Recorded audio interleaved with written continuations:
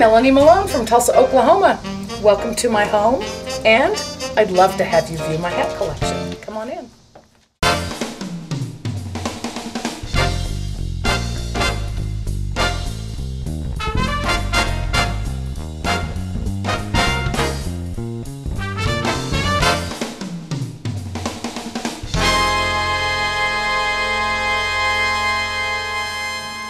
When you first walk in the door, you will notice that I have an antique display cabinet, and there are quite a few vintage hats on display here, both on top and inside. This one actually has several of my very favorites, and even one that I've made myself. I like the vivid colors of the ones on top, and this little number right here is just darling. Would you like for me to try it on? Sure. I knew you would. It's made of felt, and I figure it's from probably around the 1940s. Isn't it just as cute as it can be? Red hatters eat your heart out. Now that's a red hat. That is a red hat. That's a nice red hat. It is a nice red hat. I just love that one. Oh, let's see, what else do we have here? This is one of my most recent pieces. One of the first things to go on vintage hats are the feathers and the netting. And this one has a really spectacular feather on it. Oh wow. Yeah, isn't it cute? Yeah. Wow. Yeah. It's in great condition. Where do you get all your vintage hats? I get a lot of them at vintage clothing stores, or I used to, or estate sales. But right now, it's been quite a little while since I purchased any. I have customers that come in and say, I cleaned out Mom's closet, and when I found her hats, I thought of you. And I knew that you'd love them and care for them, and that they'd be worn, and that they'd have a new life. So I've had several customers over the last several years bring me bags and boxes full of hats that belong to their mother or their grandmother or their aunt. Melanie, have you ever gone a day without wearing a hat when you leave the house? I've never seen you without a hat on. Gosh, last year I think it might have happened a couple of times. Yeah? I've never seen you without a hat on. I actually, several weeks ago, I drove down the street and I realized I didn't have a hat on, so I turned around and went back home and got one that was appropriate. I've never seen you wear the same hat twice.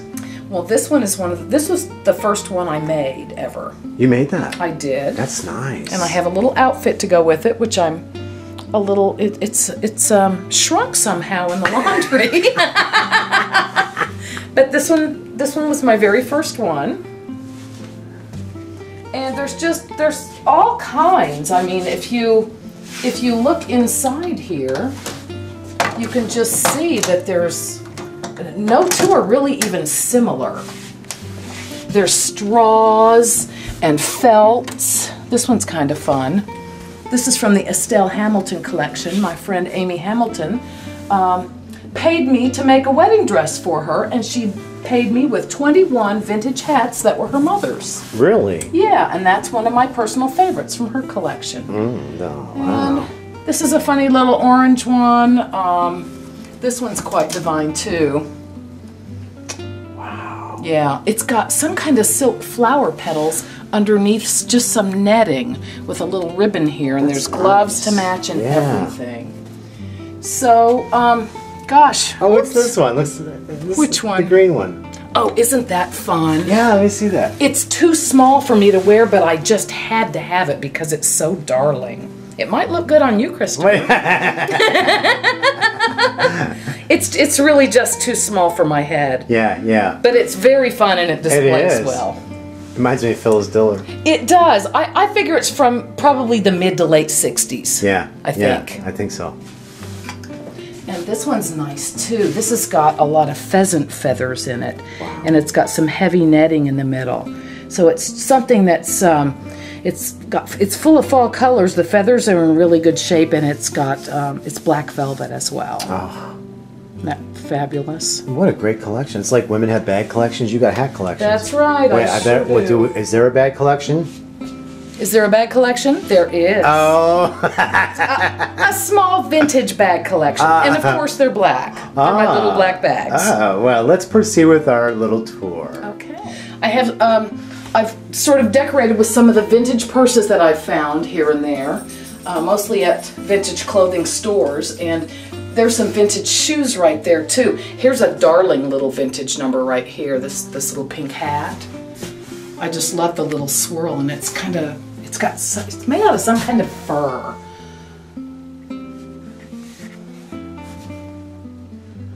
Marlena. And Audrey, of course. Oh, Audrey. Gotta have Audrey.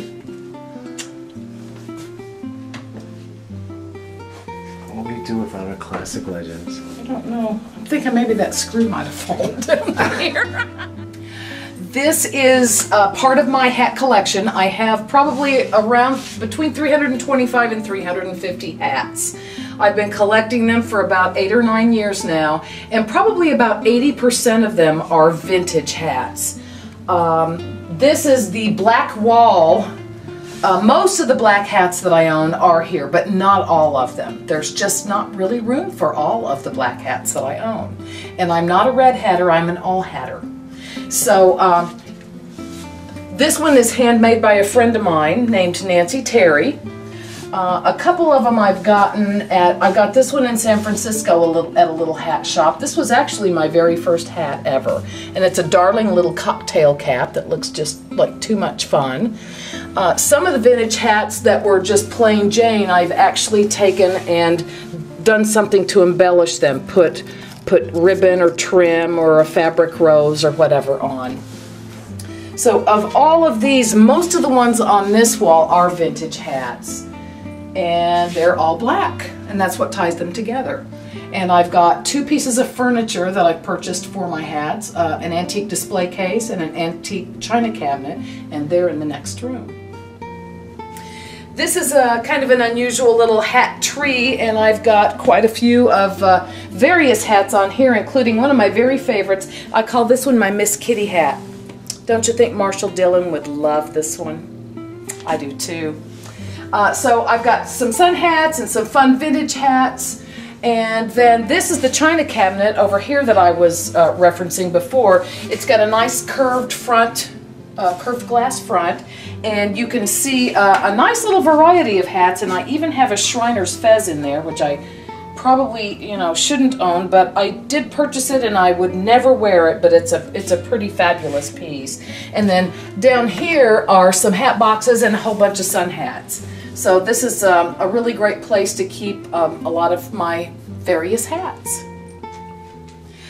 I decided to make a quilt so that I could learn how to use the Baby Lock Jewel. And I took a long time piecing it, and I went in on New Year's Day all by myself, and I set it up on the Grace Pinnacle frame, and I taught myself how to use the jewel. And so this whole quilt was quilted with the jewel. I love it. It turned out great, especially for a first effort and with really no... And you're really using it. I really am, yeah. And then I decided to make the pillows because the quilt, as pretty as it was, just needed something. You made the pillows? I did. I made the pillows too. I thought you bought them. No, I did not. Fantastic. Here's one of the blocks. I had one block left over, and I used, this is the green right here is the back of the quilt. And all of these fabrics were left over from the quilt. This is a design that's built into the Elissimo on this pillow right nice. here. And I did like it with the pillows, but it just didn't pop. And I had bought a 3-panel piece that was black and white, and I had leftover fabrics, so I appliqued the fabrics onto the geishas, and I did use the Echo quilting foot with my Aspire and quilted around the top. Once I had that, I love the way you did this. You tied everything in. I did. That's what really, really made it a complete ensemble, I guess you could say. Now, that's what I call a wall hanging up there. Thank you.